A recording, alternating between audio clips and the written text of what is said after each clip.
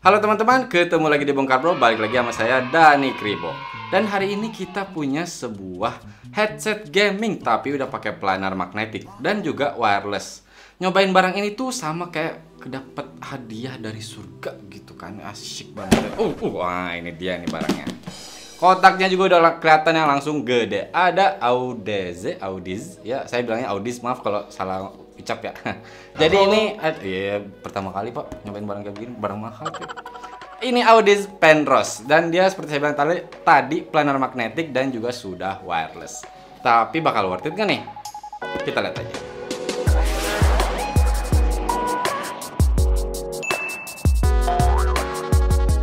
Nah ini dia barangnya, Audiz Penrose. Sebelumnya nih, saya mau ngucapin terima kasih buat CSI Zone. Oh ya nih, buat yang kalian di Jakarta, bakal ada PAPI, Portable Audio Party Indonesia.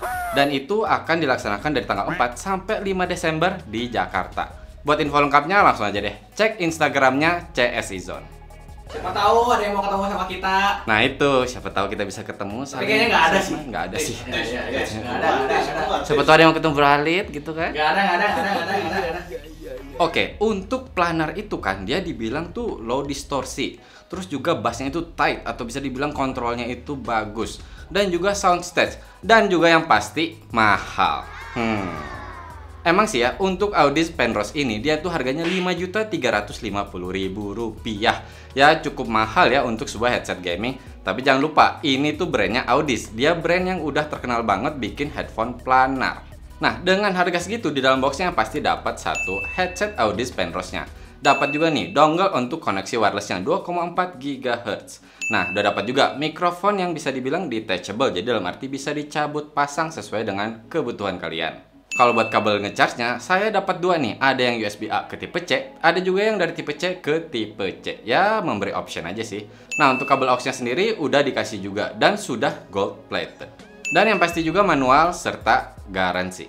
Kita mulai seperti biasa nih, dari build quality-nya dulu. Untuk Audiz Penrose ini, saya rasa sih dia udah kokoh ya, udah kerasa enak walaupun dia dari plastik nih. Saya tarik-tarik kayak gini, mau saya tarik seperti ini, dia kerasa kokoh dan nggak ada tuh bunyi yang aneh-aneh.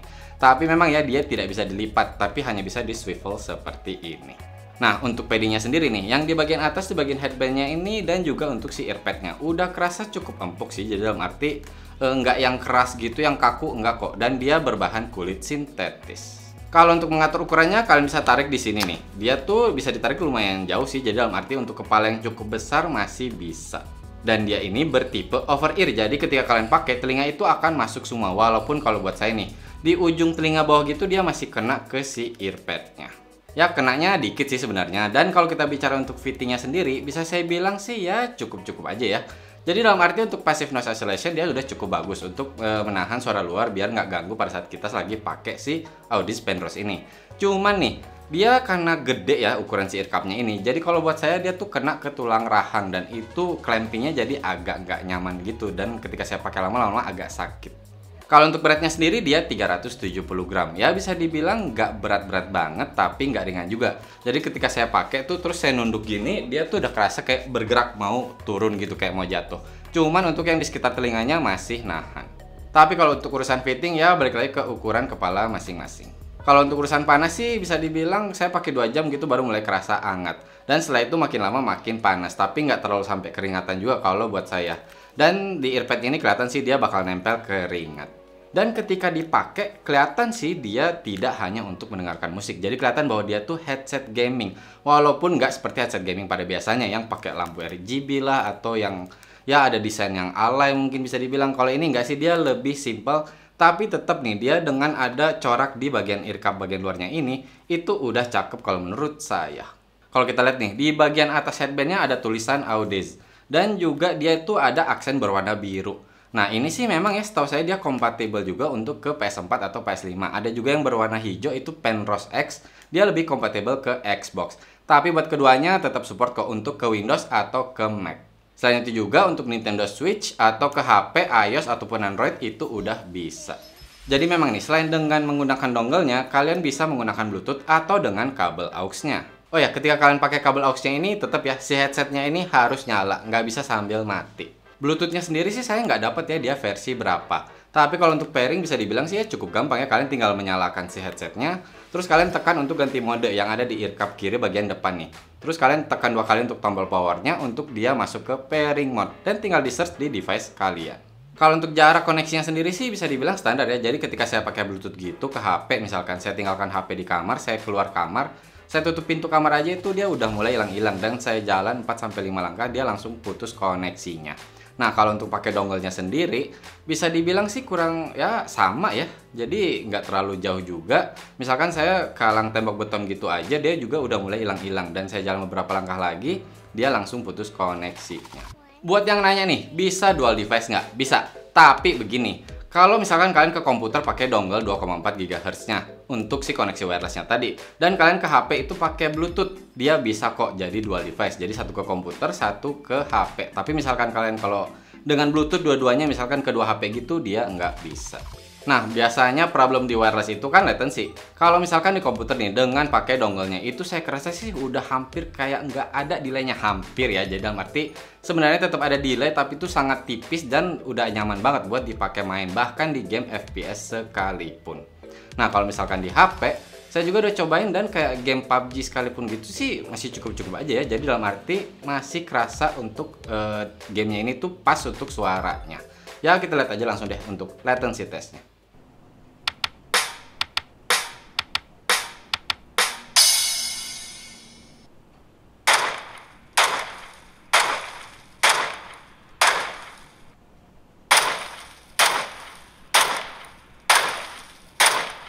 Oh ya, saya belum bahas kontrolnya nih. Memang sih di bagian ear cup sebelah kanan dia tuh nggak ada apa-apa. Tapi untuk di ear cup sebelah kiri dia ngumpul semuanya. Jadi yang paling depan tuh ada tombol untuk mengganti modenya. Terus di sini ada untuk pasang mikrofonnya. Di sini juga ada untuk port tipe C-nya untuk ngecharge atau juga untuk connect ke softwarenya.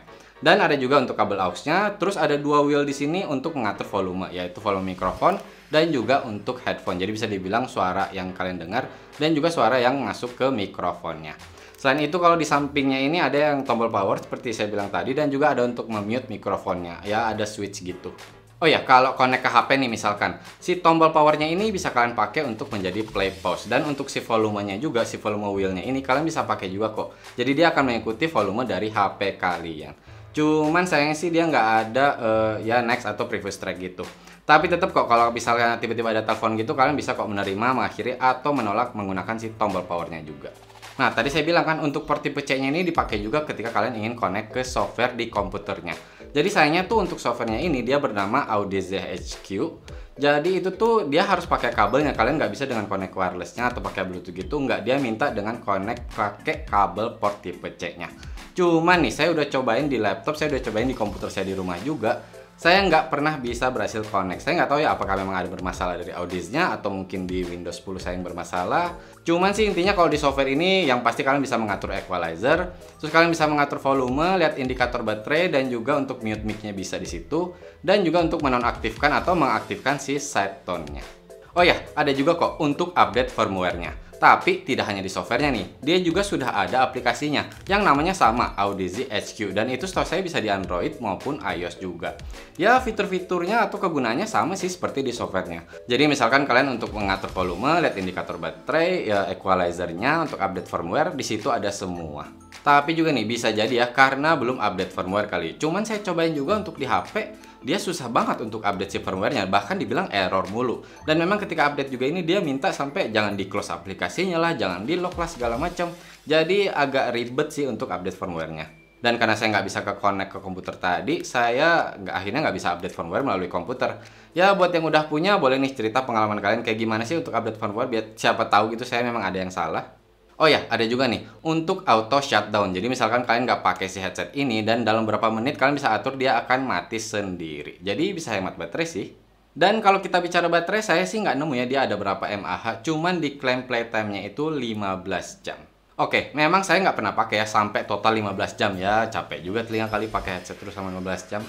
Jadi intinya sih total itu saya pakai kira-kira di 10 jam. Dan itu dia sudah bilang low bat. Walaupun nih lucunya dia di 30% aja baterainya dia udah bilang low bat. Dan lucunya nih ketika sudah dia bilang low bat di 30% itu pun saya masih bisa pakai kok 1 jam, bahkan di 1 jam setengah ketika saya sedang connect ke komputer. Cuman memang ya untuk si ngomong lowbatnya ini bakal ada, walaupun ya nggak sesering itu sih. Jadi dalam arti kayak tiap 5 menit sekali dia baru ngomong. Nah, saya cobain juga kan kalau pakai HP menggunakan Bluetooth-nya.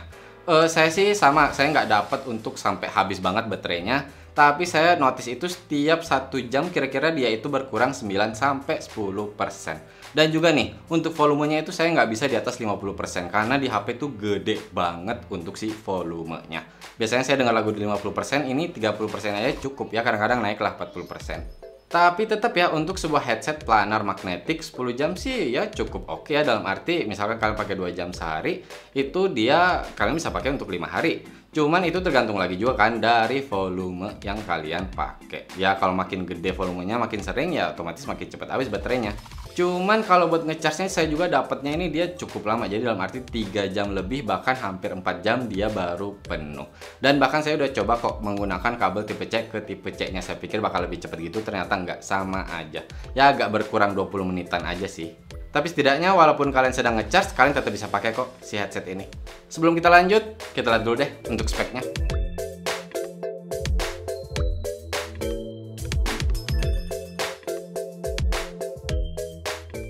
Oke, sekarang kita coba untuk mikrofonnya. Saya udah pakai nih si Audeze Penrose-nya ini, dan mic-nya ini langsung saya rekam nih sekarang ke komputer saya menggunakan software Audacity.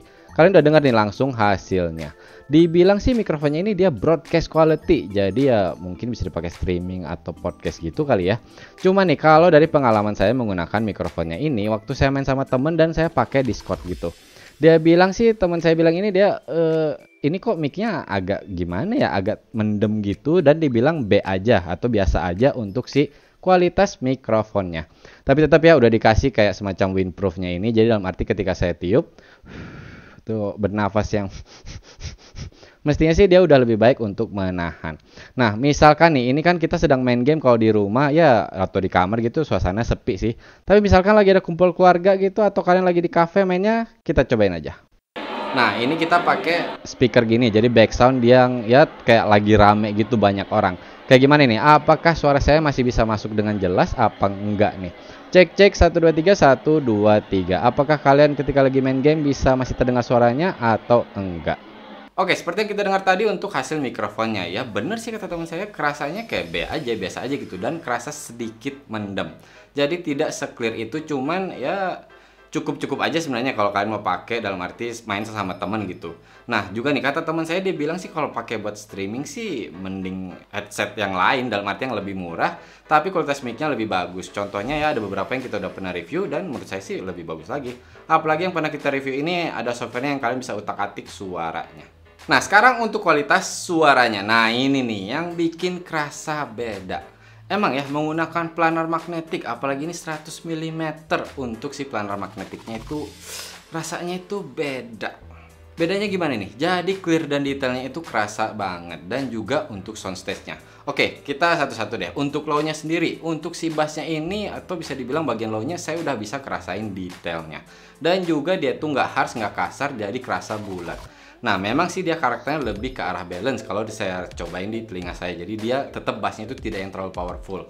Tapi tetap ketika lagu kayak misalkan EDM gitu, saya cobain lagu Apache yang Daydream, itu tetap kerasa untuk si bassnya ini bisa sampai si rumbling sub bassnya itu kerasa dengan enak untuk detailnya. Untuk mid-nya sendiri saya udah bisa bilang juga enak banget. Jadi untuk suara vokal laki-laki atau perempuan dan juga suara instrumen itu saya bisa untuk detailnya itu kerasa, bahkan clarity-nya, jadi mikro detailnya juga yang di ujung-ujung gitu dia bisa penempatannya dengan baik dan terasa jelas di telinga saya. Dalam arti dia nggak ketutup gitu sama si bass-nya dan juga si treble-nya. Dan juga untuk high-nya nih, udah kerasa sparklingnya itu enak banget dan dia cukup airy. Jadi kerasa si treble ini dia nggak harsh, dia tuh tetap bisa masuk dengan detail, bahkan di volume yang cukup gede. Untuk clear di bagian high-nya juga udah enak banget. Dibantu nih dengan separasinya ini, jadi untuk low dan mid dan high-nya itu dia bisa terpisah dengan baik dan dengan rapi. Jadi saya nggak pernah ngerasain tuh kayak saling tumpang tindih gitu. Dan juga untuk sound imaging yang pasti udah oke banget. Apalagi dengan planar kayak gini dia kerasa enak banget untuk soundstage-nya. Walaupun mungkin tidak di level yang sudah open back. Jadi kalau buat dengerin musik udah enak banget. Bahkan saya coba juga pakai digital audio player gitu, dia bisa untuk perform dari si dub-nya ini dengan mantap walaupun dengan wireless-nya. Cuman nih ketika saya pakai dongle-nya di komputer, saya nonton film. Oke, waktu itu saya sampai nonton Justice League yang Zack Snyder gitu, yang hampir 4 jam itu kan. Dan itu ketika saya nonton tuh sampai habis filmnya saya nggak kerasa kayak nonton di bioskop, dalam arti surround-nya tuh nggak dapet. Walaupun memang kerasa luasnya, tapi saya nggak bisa ngerasa bahwa ini tuh ada fun yang saya dapat ketika nonton film. Ya mungkin wajar ya, katanya sih yang Penrose ini dia cuman kayak ya semacam dual channel atau bisa dibilang stereo. Kalau yang Audis Mobius tuh setahu saya yang dia udah surround. Jadi ya untuk nonton film bisa, tapi jangan harap yang wah.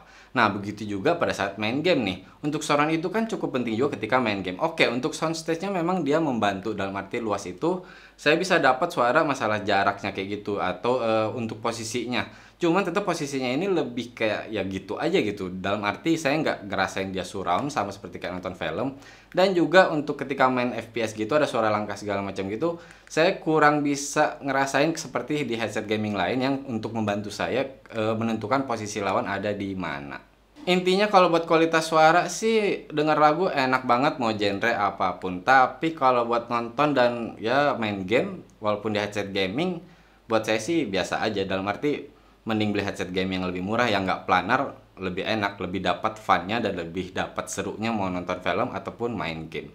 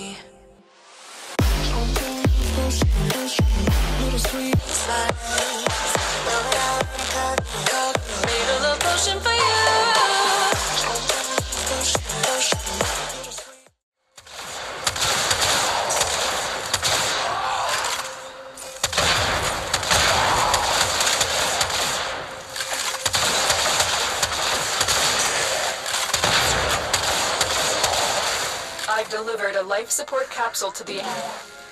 Activating it will buy you more time.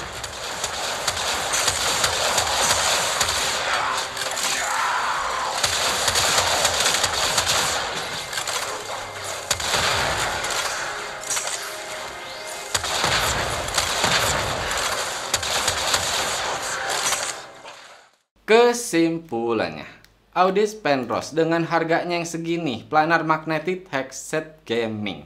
Intinya sih bahkan headphone yang biasa saya pakai buat denger lagu, Sennheiser Momentum 3, itu saya bisa tinggalkan untuk pakai ini ketika dengerin lagu. Tapi kalau buat main game, saya nggak bisa pakai ini. Kurang aja. Oke teman-teman, cukup sekian video kali ini. Saya mengingetin lagi nih, tanggal 4 sampai 5 Desember di Jakarta bakal ada Papi. Nggak ada, Papi doang di sini. Papi Portable Audio Party Indonesia. Jadi buat yang Jakarta, siapa tahu bisa mampir dan siapa tahu kita bisa ketemu. Oke, mohon maaf kalau saya ada salah-salah kata atau ada kekurangan. Terima kasih banyak sudah menonton. Bye. Tes. Enggak.